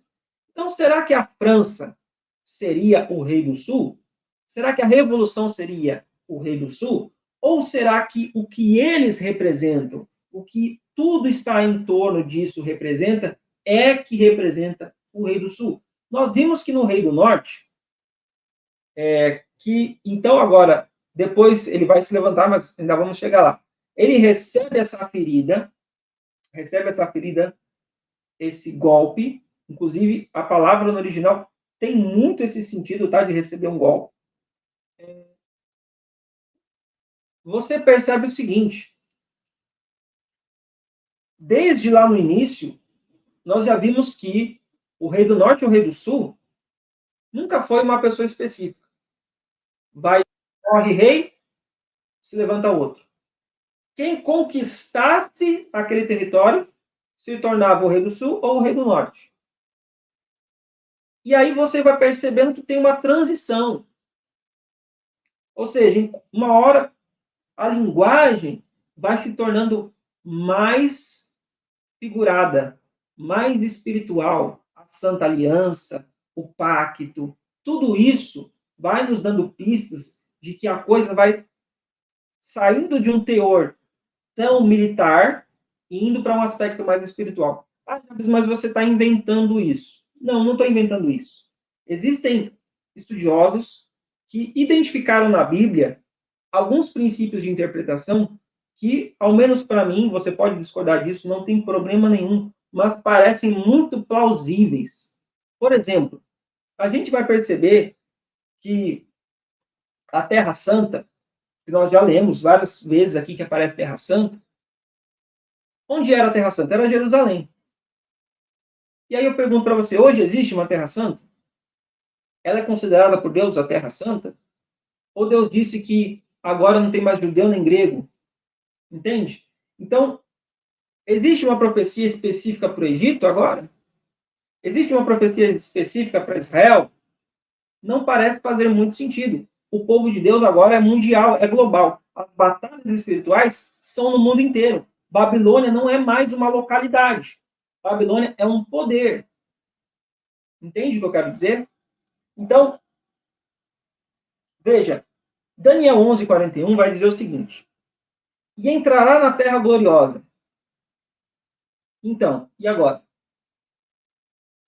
Algum país, algum poder vai entrar em Jerusalém e vai dominar tudo? É isso que quer dizer o texto? E respeito se você pensa assim, não tem problema. Mas para mim, não parece fazer muito sentido, levando tudo isso em consideração que a gente viu, os paralelos, a forma como vai sendo construída a identidade do rei do norte, a forma como ela se assemelha ao chifre pequeno. E diz assim: e entrará na terra gloriosa, e muitos países cairão, mas da sua mão escaparão estes, Edom, Moabe e os chefes dos filhos de Amon. Aí eu pergunto, se for para levar tudo a literal, ao pé da letra, ok, vamos lá. A terra gloriosa é a terra santa, é Jerusalém. Como é que Edom? Onde está Edom hoje? Onde está Moabe? Onde estão os chefes dos filhos de Amon? Nós precisamos identificar. Então, eles existem ainda? Se não existem, como é que fica a profecia? Compreende? Porque não é tão fácil assim, tão simples dizer que a terra gloriosa é Jerusalém. E aí você tem alguns textos, né, muito interessantes que dizem o seguinte, algumas profecias de Jeremias. Olha só. Nos últimos dias, farei voltar os cativos de Moabe, diz o Senhor. Até aqui o juízo de Moabe. Mas depois disso, farei voltar os cativos dos filhos de Amon, diz o Senhor. Mas depois disto, farei voltar os cativos dos filhos de Amon. Se você ler o contexto da profecia de Jeremias, é como se Deus estivesse fazendo uma promessa para esses povos que Pergunto, quem eram Edom, Moabe e os filhos de Amon? Os descendentes de Ló, os descendentes de Esaú. Ou seja, perceba, eles são parentes do povo de Deus, mas tomaram outros caminhos, se distanciaram. Mas aí eu pergunto, será que Deus não quer salvar essas pessoas? Será que Deus não queria salvar Esaú e seus descendentes? Será que Deus não queria salvar Ló e seus descendentes? Deus, com certeza. E a profecia diz que Deus faria voltar os cativos dos filhos de Amon, de Moabe. Então, é muito interessante isso daqui, tá? Agora veja, e estenderá sua mão contra os países, e a terra do Egito não escapará. E aí? Ao que está se referindo? O Egito é onde ficava o Rei do Sul. E agora? É o Egito literal? Ou é aquilo que o Rei do Sul representa? Lembra? Apocalipse 11:8. Espiritualmente se chama Sodoma e Egito. Daniel 11:43 ainda vai dizer o seguinte: apoderar-se-á dos tesouros de ouro e de prata e de todas as coisas preciosas do Egito. E os líbios e os etíopes os seguirão. Opa, então, peraí. A gente vai ter que, né, o Líbano e os etíopes estariam envolvidos literalmente? Existe uma profecia específica para esses países? Alguém vai invadir o Egito e levar dele todas as coisas preciosas? O Egito vai ser destruído? Como é que fica isso? Você percebe que o teor da profecia parece puxar mais para um sentido espiritual? E é interessante, né, que olha só, os líbios e os etíopes o seguirão. Agora olha isso aqui. Porventura não foram os etíopes e os líbios um grande exército, com muitíssimos carros e cavaleiros, confiando tu, porém, no Senhor, ele os entregou nas tuas mãos. Então, os líbios e os etíopes, eles apoiavam o Egito, eles ajudavam e lutavam contra o povo de Deus. Então, independente das ideologias e de aceitar totalmente a filosofia do Rei do Norte ou não, o ponto é que os líbios e os etíopes vão tomar esse partido, tá? Ezequiel 30, do 1 ao 6. Olha que interessante o que diz aqui. Ainda sobre esse assunto do Egito, a Etiópia e o Líbano. E veio a minha palavra do Senhor, dizendo, filho do homem, profetize e dize, assim diz o Senhor Deus, gemei, aquele dia, porque está perto o dia, sim, está perto o dia do Senhor. Dia nublado será o tempo dos gentios, a espada virá ao Egito, e haverá grande dor na Etiópia, quando caírem os traspassados no Egito, e tomarão a sua multidão, e serão destruídos os seus fundamentos. Etiópia, Put e Lude, e toda a mistura de gente, e Cube, e os homens da terra da liga, juntamente com eles cairão a espada. Assim diz o Senhor, também cairão os que sustêm o Egito, e descerá a soberba do seu poder. Então, esses que apoiavam, que eram aliados do Egito, eles também vão sucumbir. Apesar das diferentes religiões, apesar das diferentes crenças, dos diferentes pensamentos filosóficos, todos serão o mesmo fim. Agora, olha que interessante, vamos voltar aqui e fazer só um retrospecto.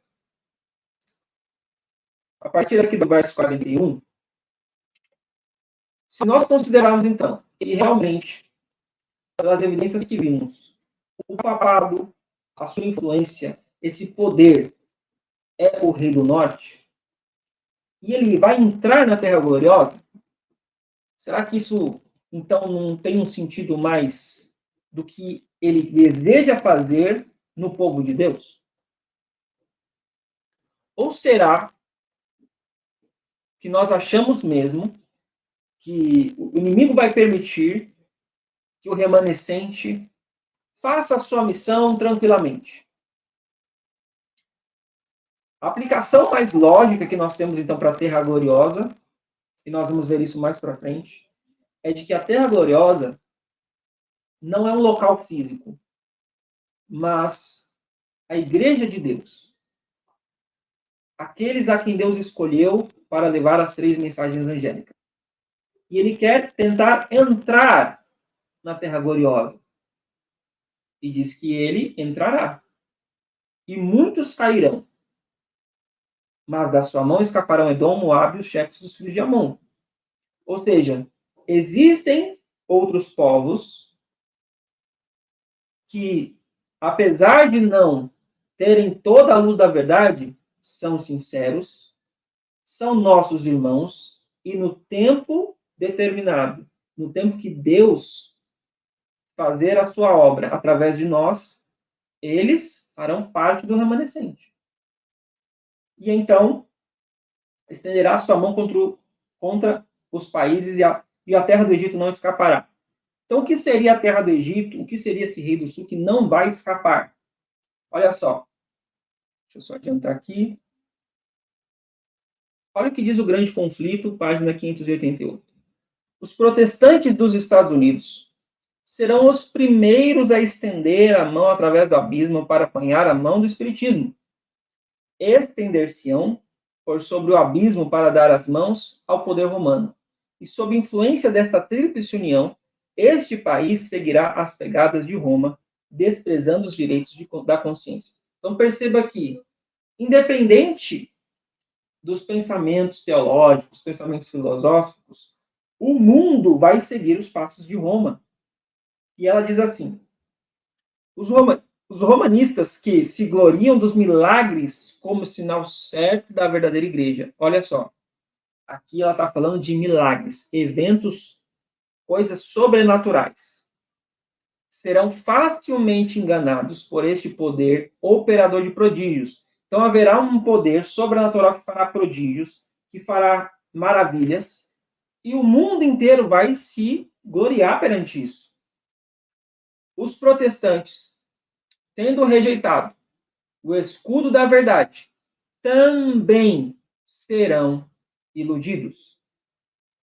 Romanistas, protestantes e mundanos juntamente aceitarão a forma de piedade, destituída de sua eficácia, e verão nesta aliança um grandioso movimento para a conversão do mundo. Então, aqui, nos últimos versos, a gente vê uma tentativa de derrotar o Rei do Norte. Mas o Rei do Norte se levanta. E ele vem com tudo. E ele, como diz a expressão ali, passa o carro por cima. E vai atropelando todo mundo. Todo mundo vai aderindo a ele. Todo mundo vai se juntando às suas ideias, às suas filosofias, de forma que, como nós vimos, até financeiramente, ele consegue agregar os tesouros do Egito, ele consegue agregar tudo para si, e ainda diz assim, deixa eu ver aqui, e verão nesta aliança um grandioso movimento para a conversão do mundo. Então veja que romanistas, protestantes, mundanos se juntam. Mas espera aí, não tinha um lado do mundo, olha, mundano é mundano para mim, não sei vocês, mundano é mundano, mundano não liga para a igreja, tanto faz a religião, mundano não liga para isso. Os romanistas e os protestantes, talvez a gente até entendesse, mas os mundanos, o que é que vai fazer os mundanos serem enganados? Acabou de falar aqui, os milagres, os prodígios. Eles vão pensar que por causa das coisas sobrenaturais, eles devem se juntar aos romanistas e aos protestantes e fazer essa união. Então, partindo do ponto de vista, acompanha comigo, tudo que está envolvendo aqui o rei, tá? A Revolução Francesa, o ateísmo, filosofias humanistas, inclusive, estou colocando aqui junto uma percepção minha, o protestantismo apostatado, colocando tudo isso nesse jogo, nesse balaio, por quê? Por que eu estou colocando o protestantismo apostatado? Pensa comigo, hoje você vê ou não vê canais protestantes, pessoas que se dizem protestantes, que atacam Roma, que atacam o papado, que batem de frente dizendo que não, vocês não são só a escritura, e isso e aquilo outro. Tem ou não tem? O papado tem ou não tem inimigos hoje nesse sentido do debate? Tem inimigos. Não são seus aliados. Então, são inimigos do Rei do Norte, logo, eles se enquadram no Rei do Sul. Então, o Rei do Sul é tudo que vai contra o Rei do Norte, o papado, inclusive os esses que são humanistas, né? Hoje nessa era mais liberal, inclusive, que tem muita gente que tem umas ideias muito malucas, né? Se tem muito ataque contra a moral religiosa. E o catolicismo não fica de fora, eles vão atacar os cristãos em geral, mas principalmente o catolicismo. Por quê? Porque o catolicismo é a maior religião do mundo hoje. Então, o Rei do Norte, pegando aqui o que envolve as características do Rei do Sul, nós vimos, então, esses itens. O que identificaria e faria sentido na questão do Rei do Norte? A criatura querendo tomar o lugar de Deus. Você deve lembrar de quando Satanás diz assim, olha, eu vou tomar o meu lugar nos lugares do norte, acima de Deus. O mesmo princípio, a mesma vontade que Satanás tinha de se colocar no lugar de Deus, de ser a abominação da desolação nesse sentido, de sentar na cadeira de Deus e ser Deus, ele incute isso na mente dos romanistas, coloca essa característica no papado e ele quer tomar o lugar de Deus. Logo, esses dois poderes, então, no fundo, acabam sendo, digamos que, farinha do mesmo saco. Porque não importa se você escolhe o Rei do Sul ou o Rei do Norte. Esses dois lados são perdedores. E o que vai acontecer depois? Daniel 11, 44. Mas os rumores do Oriente e do Norte o espantarão. E sairá com grande furor para destruir e extirpar a muitos. Olha, como eu disse, é muita coisa. Eu não tenho tempo nem de aqui esmiuçar. Mas é muito interessante a forma que o Rei do Norte, relacionado, quando você pensa no Rei do Norte, como e a Grande Babilônia, tudo ali relacionado, como a libertação do povo judeu da mão dos babilônicos, ela está ali representada na ação de Ciro, né? Ciro é chamado de meu servo. E de onde que ele vem? Sabe de onde ele vem? Ele vem do Oriente. Ele vem do Oriente. Então, essa força, esse poder, esses rumores que vêm do norte, ou seja, o Oriente e o Norte, eles estão sempre relacionados a algo positivo no sentido espiritual, né? Então, esses rumores vão espantá-los. Algumas traduções, né, vão trazer uma outra linguagem. Deixa eu ver aqui. O atribularão. Olha só, as notícias do leste e do norte, aqui diz na King James, o atribularão. Vão incomodar o rei do norte. E isso vai fazer ele ficar irado. Aí nós temos o Apocalipse 18, que diz o quê? Depois destas coisas vi descer do céu outro anjo, que tinha grande poder, e a terra foi iluminada com a sua glória. E clamou fortemente com grande voz, dizendo, caiu a grande Babilônia, que se tornou morada de demônios, e coito de todo espírito imundo, e coito de toda ave imunda e odiável. Ou seja, Babilônia é uma abominação. Então aqui é o alto clamor. O alto clamor, veja o que a irmã White descreve no grande conflito. Os pecados de Babilônia serão revelados. Os terríveis resultados da imposição das observâncias da igreja pela autoridade civil, as incursões do espiritismo, os furtivos mais rápidos progressos do poder papal, tudo será desmascarado. Por meio destes solenes avisos, o povo será comovido. O poder que acompanha a mensagem apenas, olha só, enfurecerá os que a ela se opõem. Lembra? O rei do norte será enfurecido, cara irado, aqui. Sairá com grande furor para destruir e extirpar a muitos. O que acontece aqui? Esses que se opõem à mensagem vão se enfurecer. O clero empregará esforços quase sobre-humanos para excluir a luz, receoso de que ilumine seus rebanhos. Então, o rei do norte quer manter todo mundo sob o seu controle. E esses rumores, essas notícias que vêm do Oriente e do Norte, deixam ele furioso. A igreja apelará para o braço forte do poder civil, e nesta obra unir-se-ão romanistas e protestantes. Ao tornar-se o movimento em prol da imposição do domingo mais audaz e decisivo, invocar-se-á a lei contra os observadores dos mandamentos.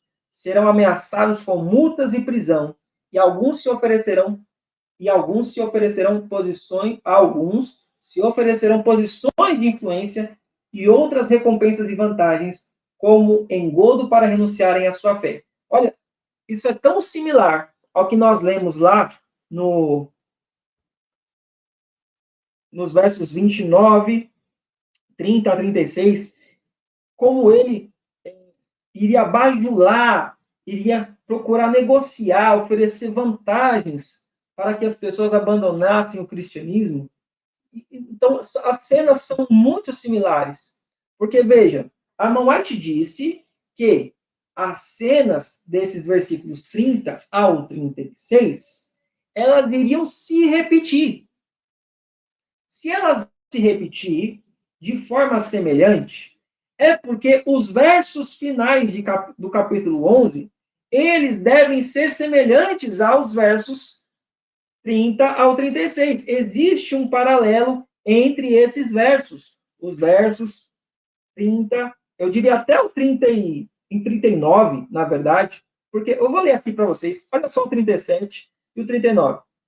Ele não considerará o Deus de seus pais, e nem o desejo de mulheres, nem considerará qualquer Deus, pois ele se engrandecerá acima de tudo.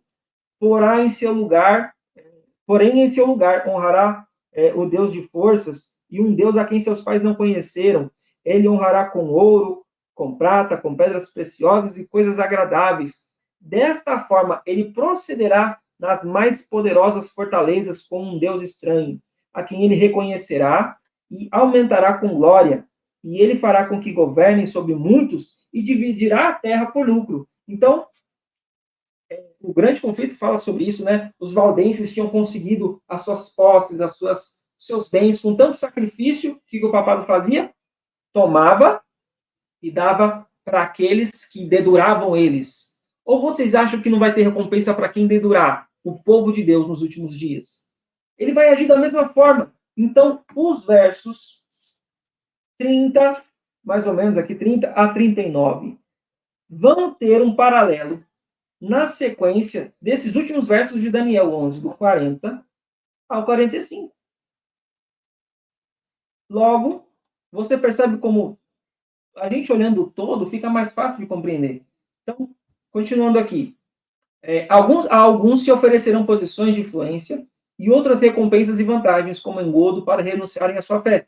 Mas sua perseverante resposta será: mostrai-nos pela palavra de Deus o nosso erro. E aí, então, vem Daniel 12, verso 1. Se levantará Miguel. Miguel se levanta e diz: está feito. Quem é justo, seja injusto ainda. E quem é sujo, seja sujo ainda. Quem é justo, seja justificado ainda. E quem é santo, seja santificado ainda. Observe, agora, por que eu coloquei o verso 12 antes de ler o verso 45? É porque por mais que o verso 12:1 venha depois do 45, mas quando diz que naquele tempo se levantará Miguel, grande príncipe, né, representa os filhos do seu povo, aqui é o fechamento da porta da graça. Então, quando fecha a porta da graça, haverá um tempo de tribulação, após o fechamento da porta da graça. Então, o verso final aqui, 45, vocês vão perceber como ele se encaixa perfeitamente nesse período. Olha só. E armará as tendas do seu palácio entre os mares e o monte santo e glorioso. Mas chegará ao seu fim e não haverá quem o socorra. Olha que interessante. O monte santo e glorioso. Se o monte santo e glorioso não é Jerusalém, não é o Monte das Oliveiras, não é o monte da crucificação. Onde nós temos um monte santo e glorioso? Apocalipse 14 diz o quê? 14. Só um minuto.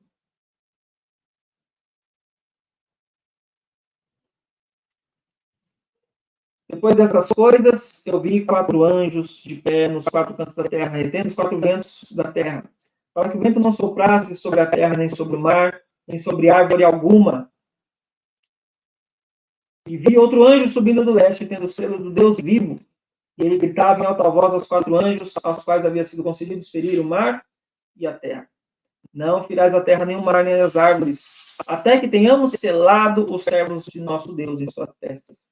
E vi o número daqueles que foram selados. Desculpa, estou lendo Apocalipse 7, eu confundi. E ouvi o número daqueles que foram selados, 144 mil de todas as tribos dos filhos de Israel. Veja como tudo está conectado. Se nós formos ver de forma literal os filhos de Israel, só serão os judeus que serão selados. Só serão os judeus. Mas aqui diz os filhos de Israel. Essa profecia é para quando? É para agora. Então, se ela não pode ser lida nesse sentido literal, só pode ser no sentido mundial. Os filhos de Israel, nesse sentido, são todos os filhos de Deus, que estão em todos os cantos da terra. Agora sim, em Apocalipse 14, você vê esse mesmo grupo que diz aqui: e olhei, e eis que o Cordeiro de Deus estava em pé sobre o monte Sião, e com ele 144 mil, tendo o nome de seu pai escrito em suas testas. Então, quem é que está no Monte Santo e Glorioso? Aqueles que têm o nome de Deus, o caráter de Deus em sua mente. E ter o caráter de Deus implica em estar selado, em estar guardando os seus mandamentos, inclusive o sábado, que é o ponto aqui em questão. Então, é tão interessante isso, que esse texto, e lembra que eu falei assim no começo, lá no início, falei, olha, uma das dificuldades de interpretar Daniel 11 é as traduções. E por isso, leia muitas traduções. Se você puder, tiver a oportunidade, leia várias traduções. Leia várias versões para você entender os possíveis significados. Há muito tempo atrás, muitos anos atrás, quando eu estudei esse tema, eu li esse texto. E armará as tendas do seu palácio entre os mares e o Monte Santo e Glorioso. E eu fiquei pensando, mares e o Monte Santo, entre os mares e o Monte Santo, ou seja, existe um espaço. Eu fiquei tentando imaginar essa cena, eu fiquei tentando mentalizar, imaginar essa cena para tentar entender. E aí, eu não sou fluente ali nas línguas originais, mas os aplicativos, né, que a gente tem hoje ajudam bastante. Eu fui dar uma olhada. Inclusive, conversei com um pastor bastante conhecido, acho que não precisa citar o nome dele aqui, para não parecer que é um apelo à autoridade. Mas eu perguntei para ele, pastor, é possível aqui, e nesse texto, o sentido seja armará as tendas do seu palácio entre os mares, contra o Monte Santo e Glorioso? E ele diz, sim, é uma tradução possível ao texto. Inclusive, se você for ver algumas traduções, você vai perceber isso. Eu só descobri depois que eu pensei nisso. Depois que eu pensei nessa possibilidade. E aqui eu tiro, né, se eu estiver correto, eu tiro de mim qualquer glória, porque não é o objetivo aqui. Mas eu quero que vocês percebam que, mesmo sem ter lido nenhuma versão nesse sentido, me veio à mente essa possibilidade de que, ao armar as tendas do seu palácio entre os mares e o Monte Santo, uma cena veio à minha mente. Pense comigo agora, tente aí se concentrar nisso. Imagine que eu sou o rei do norte. Se eu vou armar as minhas tendas entre os mares, ou seja, atrás de mim o mar. À minha frente, o Monte Santo, porque ele arma as tendas contra, ele quer atacar. Lembra que o contexto do texto é que ele se enfurece e vai atacar aqueles que o incomodaram. Logo, ele está se voltando a todas as suas forças para esse Monte Santo. E atrás dele tem os mares. O que são os mares? Povos, multidões, nações. O rei do norte, ele arregimenta as nações do mundo inteiro. Ele tem o apoio. A besta está apoiada, sentada sobre as nações. Muitas águas. Ela tem o apoio desses povos, dessas nações, dessas pessoas. Logo, ela está apoiada pela população, apoiada pela maioria das pessoas, atacando o remanescente fiel que está no Monte Santo e glorioso. E diz ainda aqui Armand White, que no tempo de angústia, Satanás desperta os ímpios e eles cercam o povo de Deus para destruí-los. Corroborando, então, para essa possível interpretação e compreensão.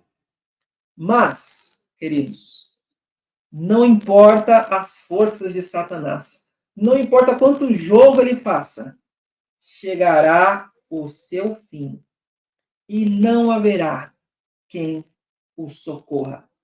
A pedra vem, lançada sem auxílio de mãos humanas, naquele momento que menos se espera, nos últimos segundos. Cristo Jesus vem e liberta o seu povo.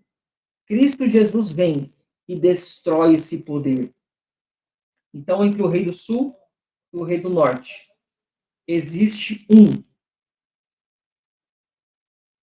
que é aquele que controla e comanda, seja lá quem for esses dois. E por que ele faz isso? Possivelmente, ao que tudo indica, ele quer nos distrair com tantas coisas. O povo de Deus recebe ataques do papado, não só no tempo do fim. Nós somos bombardeados hoje pela sua compreensão teológica, pela forma como quem estuda um pouquinho aí de verdadeira educação sabe como existe influência desse poder no mundo inteiro. E se nós não tomarmos cuidado como um povo adventista, estaremos participando da sua filosofia. Enquanto outros vão para outro lado, um lado mais liberal, mais humanista, que é o lado do Rei do Sul. Mas nenhum dos dois é um lado vencedor, apenas o lado de Cristo Jesus é o lado vencedor. Agora, para a gente fechar esse tema aqui, eu quero deixar esses textos aqui com vocês para reflexão. Esse texto faz parte daquele texto que nós já lemos, quando perguntaram a Armand White se nós não devíamos ficar apenas com a palavra dos pioneiros e encerrar o assunto. E ela diz assim: não confie na sabedoria de nenhum homem ou nas investigações de nenhum homem. Vá às Escrituras por si mesmo. Busque a palavra inspirada busque a palavra inspirada com corações humildes. Deixe de lado suas opiniões pré-concebidas, pois você não obterá nenhum benefício, a menos que venha como crianças a palavra de Deus. Você deve dizer: se Deus tem algo para mim, eu quero. Se Deus deu evidência de sua palavra a este ou aquele irmão de que uma certa coisa é verdade, ele me dará. Eu vou repetir isso. Se Deus deu evidência de sua palavra a este ou aquele irmão de que uma certa coisa é verdade, ele me dará. posso encontrar essa evidência se eu pesquisar as Escrituras com coração constante. E posso saber que sei o que é verdade. Você não precisa pregar a verdade como produto da mente de outro homem. Você deve torná-la sua. E continua dizendo.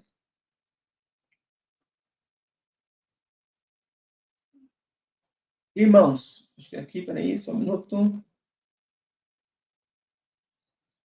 Irmãos, precisamos afundar o poço fundo na mina da verdade.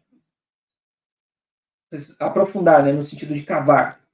Vocês podem questionar questões consigo mesmos e uns com os outros. Se apenas o fizerem com o espírito certo. Ah, irmão, não vamos debater sobre isso. Não. A questão é como nós vamos fazer isso. Conversa com os irmãos, se reúnam, reúne a igreja, reúne as pessoas aí, vamos estudar, vamos orar, vamos ler o texto, vamos tentar entender. Vocês podem questionar questões consigo mesmos e uns com os outros, se apenas o fizerem com o espírito certo. Mas muitas vezes o ego é grande. E assim que a investigação começa, um espírito anticristão se manifesta. Por isso eu digo, queridos, não interessa se você acredita que o rei do norte é o presidente Donald Trump, o rei do sul é o Lula, ou seja lá quem for, um país, não importa o que você acredita nesse sentido, se você não tem o espírito certo. Você pode até estar correto na sua interpretação, mas se o ego é grande, assim que começa a investigação, um espírito anticristão se manifesta. E é exatamente nisso que Satanás se deleita. Mas devemos vir com o coração humilde para saber por nós mesmos o que é verdade, o que é a verdade. Para a gente, então, encerrar. Olha só que importante isso daqui.